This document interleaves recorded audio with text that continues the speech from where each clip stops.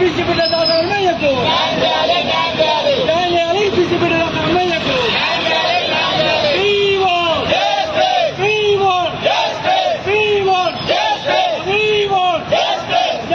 పిచ్చి బిడ్డ డాక్టర్ అమ్మయ్యకు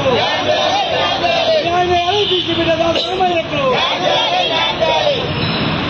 నశించాలి బీజేపీ గుండా రాజకీయం నశించాలి బీజేపీ గుండా రాజకీయం నశించాలి బీజేపీ గుండా రాజకీయం అరెస్టాలి ధీరజ్ రెడ్డి వెంటనే అరెస్టాలి ధీరజ్ రెడ్డి వెంటనే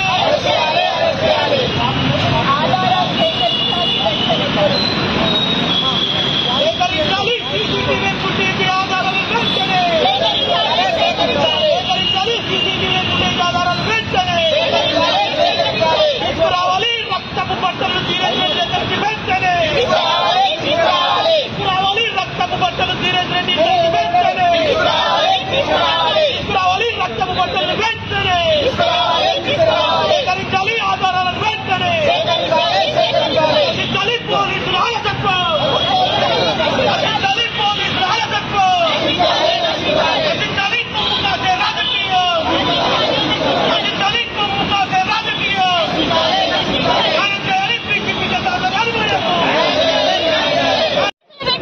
ఎందుకు జైలుకు పంపిస్తలేరు ధీరజ్ రెడ్డి అన్నాడు అని ప్రశ్నిస్తున్నాం. మరి నేను ఈ పోలీసులు సొంత వైఖరిగా ప్రవర్తిస్తున్నాడు. మరి వీళ్ళు వెంటనే ఈ ఆధారాలన్నీ సేకరించి మరి పక్కనకి వెళ్లి రక్తపు బట్టలతోటి ఉన్న బట్టలు ఉంటే అదే ధీరజ్ రెడ్డి రామ్రాజ్ పక్కన షోరూమ్ కి వెళ్లి మరి బట్టలు కొనిచ్చి కొత్త బట్టలు కొనిచ్చి వేసిన ఆ బట్టలు కూడా రక్త బట్టలతో నిండిపోయి ఉన్నాయి. మా నాన్నకి న్యాయం జరగాలి. మరి నేను నా ఒక్కదాని కోసమే కాదు.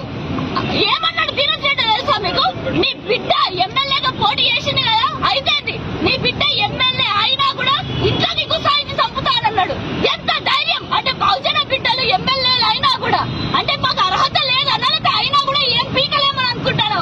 మరి నేను మా బహుజన సైన్యం ఎట్లున్నా చూసినావు కదా, నువ్వు ఒక్క మాట అన్నావు, ఒక్కరి మీద చేసినవేమో కానీ నువ్వు వేసిన చెయ్యి దెబ్బ అది ఒక వ్యక్తి పైన కాదు, ఒక సంస్థ ఒక వ్యవస్థ పైన. ఇక్కడ ఉన్నటువంటి బహుజన వర్గాలు నేడు బీసీ ఎస్సీ ఎస్టీ మైనారిటీ వర్గాల నుంచి ప్రతి ఒక్కరు కూడా నేను నా కుటుంబానికి నా నాన్నకి జరిగిన అన్యాయం కోసం నాకు సపోర్టివ్ గా వచ్చాను.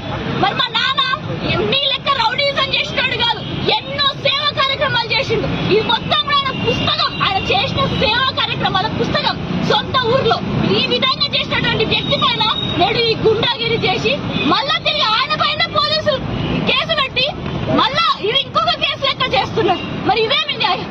ఇదేమి న్యాయం? ధీరజ్ రెడ్డి